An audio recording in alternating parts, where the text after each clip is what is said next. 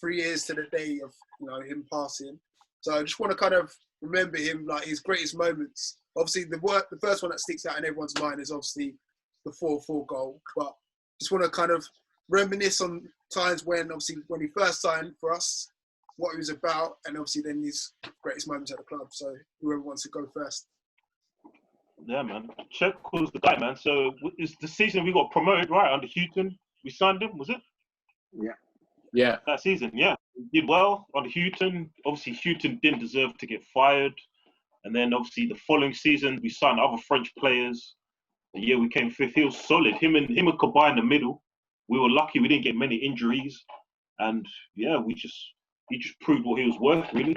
And then, obviously, the year we got relegated under McLaren. I don't know if he played much. Can't remember. But I do know in the Championship, he didn't play much under Rafa either. But for some reason, we didn't sell him. He stayed.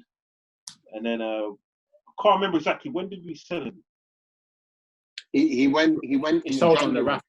He went in the January of the Championship season because he didn't really play. He just kind of left at that point and went to China because I think the Chinese league was just started at that point. Yeah, I think he left in December, right? So I remember starting like one game of the Championship or coming on as a sub. So he was there for at least half of that Championship season, isn't it? Yeah, I think there was an issue with it was similar to Gutierrez a few years before, where if he played a certain amount of games, it kind of it triggered some sort of clause in his contract. So that's why he didn't play many games. So he was still getting paid by the club, but Rafa was obviously not able to play him as much as he wanted to. And I think at that point, I think they were looking to sort of move on from him and kind of build a different type of team. He hadn't played his best football in the season previous. So that year we got relegated, he didn't play much that season, did he? Because he actually played under Steve McLaren at FC 20. If you know that. So he won the league then as well. So surprised he didn't play him. Did he have injury problems or something like that? Not really. I think something that's quite surprising about him is the fact that he could play as well. Like, he's in that mode of a defensive midfielder. When you think defensive midfielder, tackle, crunch. But if you remember, I think it's the goal against Reading that Demba Ba scored, that 30, 40-yard pass, to Demba volley in. Like, he could play a bit as well. So that was the thing. And obviously, we all remember him from the strike against Arsenal, but there's that one goal that should have stood. I still remember to this day. Man City. That should have stood, man. Oh man. Like that goal was better than the Arsenal one, in my opinion. That goal. What game was that? It was the home game against Man City. They ended up beating us, I think, 1 or 2-0. But we would have gone, I think, 1-0 up. If we'd have scored it, and the reason why it got cancelled out is because around that time there was all this stuff about obstructing the keeper. If you're in the line of the keeper's sight, it doesn't count.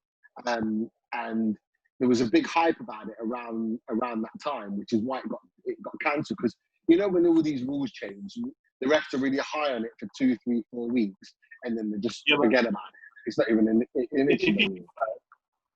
If you're a ref, you can only, if you're a ref, you can only make that call if you're directly in angle. If you're off angle, you don't know if he's exactly in the way.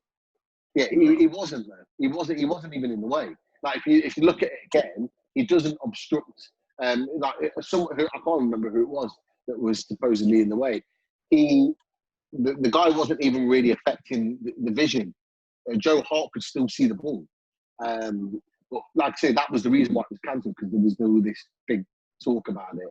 It was such a fantastic strike, and they ended up winning the game. But that could have changed it, because I think it was right near half time when we scored. So that changes the mindset of the game. But I mean, going back to Tiote, when he came in for 4 million, knew he was a good player, knew he had some good stats in Holland, but you always have the question marks of whether player can come to the Premier League and hit the ground running, and he did. I I would love to compare his stats against some of the more recent defensive midfielders, because I always remember that season we finished 5th. He had some of the best defensive stats in Europe, in terms of tackles, in terms of just in general interceptions, possession on the ball, pass completions. He was fantastic. He's the guy that allowed Cabaye to go and express himself and be the player that he was, because Cabaye could go forward and make those runs like we'd like now. Someone get in the box and cause some problems and know that Cheick's going to be there to do the doggy work. The thing is, when we had those two midfield, we didn't really. They were the best two midfielders. I don't remember much rotation, or they would only play if they were injured or something. But they were by far the two best midfielders of the club. Yeah, that was the centre. I was going to say that was the reason Danny Guthrie went. Danny Guthrie left at the end of the season. We finished 5th because his contract was running out, and actually it was quite harsh really, because Danny Guthrie, whenever he came in, he actually played well.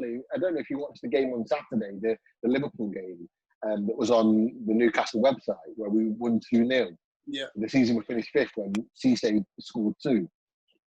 And Danny Guthrie was playing in that game, and I think they played as a 3 for that particular game. And Danny Guthrie played well. He had a good season for us that season. He didn't play many games, but when he did, he played really, really well. And he obviously wanted to play regular football. Pardew couldn't guarantee him. He would have been ideal as a backup for us moving into that Europa League season. But Cheick and Cabaye are probably two of the best centre midfield pairings that we've had since probably the Bobby Robson era. Those guys were just fantastic. And it was weird because they were only really at their best when they played together. Yeah. Whenever they played with somebody else, they weren't the same. They complemented each other, didn't they? They had that chemistry together. They just clicked. Like as you said, one hits, one goes forward, and vice versa. Yeah. Obviously, they've got that French connection as well, isn't it? They both speak French, isn't it? Yeah. I mean, just coming back to that Danny Guthrie point you made, it wasn't until, because we played, like I said, we played Tiote and Cabaye in midfield together.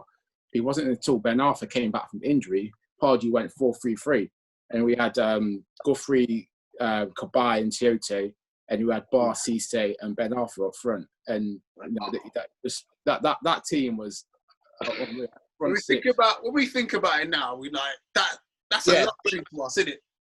Yeah, but people forget that season we went 13 games unbeaten. Like what something stupid like 26 points out of the first 33 or something stupid like that. And Tiote, I think it was 11 in the Premier League. It was 13 in all competitions or something like that. And Tiote was a key part of that. And he was being linked to all sorts. When the Arsenal, all the top teams wanted him. Think about it. He's paid $4 million. How much would it have been worth at his peak? That's just what happens when we can actually assemble a decent side, and it doesn't even take a lot. If you go through that whole team, it doesn't cost a lot. Ben Arthur we got for like 5 or 6. Tiote, you mentioned there, 4 million.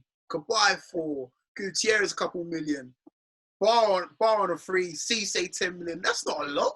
Even it just goes to show that's not even that long ago as well. But it's just frustrating. But that was it. We were the club signing the likes of Tiote and the players that you mentioned. We're the reason why a lot of the mid-table and lower Premier League clubs go and search in France now, in Holland, for those type of players, because they're looking for those bargains that we had over that period of time. You could never recreate that now. Because the transfer you're right. Doesn't allow you to do it. But we had an opportunity. Every club has an opportunity to have a moment where they can assemble a good team. That was our moment. Yeah. Signing, and it started with the likes of Cheick Tiote. He was the beginning of that. He was the beginning of signing those players for not a lot of money with massive potential. Like you said, FC20, I think they might have even won the Dutch league that season. I think they did. McLaren. He played for McLaren. He was with McLaren, and like you know, we went and picked the best player in that team for 4 million and brought him to the Premier League. We then did it the next season with Cabaye, with Lille, who won the French league. We had Ben Arthur. You know, it was 5 million. It wasn't wanted at Marseille, not because he wasn't a good player. He was the best player on the team, but he fell out with Didier Deschamps. So we took him for 5 million. You wouldn't get that again. No, you wouldn't get that again. Like, we had that opportunity. That season, right? That season, we weren't just. There wasn't just a feeling of they had a good run of form. We fluked it, but just for the fact that we came fifth and we did so many good deals. We were the envy of a lot of mid-table clubs, as you're saying. They went to Holland, etc. Everyone knew about the French market, but yeah, I remember pundits saying a lot of clubs are envious at that point because they managed to come back and not spend a lot of money. Last point on Tiote, like, where would he rank in terms of the centre midfielders that we've had over the years? Like, obviously now the partnership's probably Shelby and Hayden in terms of like that, comparing to Cabaye and Tiote. But where would Tiote rank in terms of central midfielders? I mean, the only thing about Tiote, I mean, he had probably 2 good seasons, and then I'm not sure if it was injuries or disciplinary, but he just, went downhill. If it was based on that season when we finished 5th, then he would be in that team. He would be first midfielder on that with Cabaye, those 2. Yeah. But I think now comparing him to our midfield now, part of me thinks he still gets into our midfield now. Because Longstaff, Shelby, Hayden, they just don't compare to what he was at his peak. He was an absolute beast. I would love to have him in that team right now. Yeah, he's perfect for the style of play that we have. I mean, going back to what Emmy said, I think he had 2 good seasons. His first season and the season we finished 5th. But as I mentioned, with his connection with Cabaye, when Cabaye the following year or the years after, when he kind of like was then sort of swayed in terms of interest with PSG and all that, they stopped playing regularly together. And I always remember that season after we finished 5th, the games that Cabaye wasn't available, Tiote tried too hard to be that Cabaye that was spraying the balls, and he stopped doing what he was good at in terms of breaking up play, giving it to the guys that could do the business. He then tried to do it all. And I think that he lost the quality in which we loved him for, which made him such a good player in the team, because he started to try and do too much. He started to spray these 20, 30-yard balls and they were going out throw-ins or getting intercepted. And I think that's where he lost. He didn't ever really go back to basics after that. Yeah. And that was just one of the downsides. But as you said, he's up there. He's up there with some of the best midfielders we've had over the last, 15 years or so.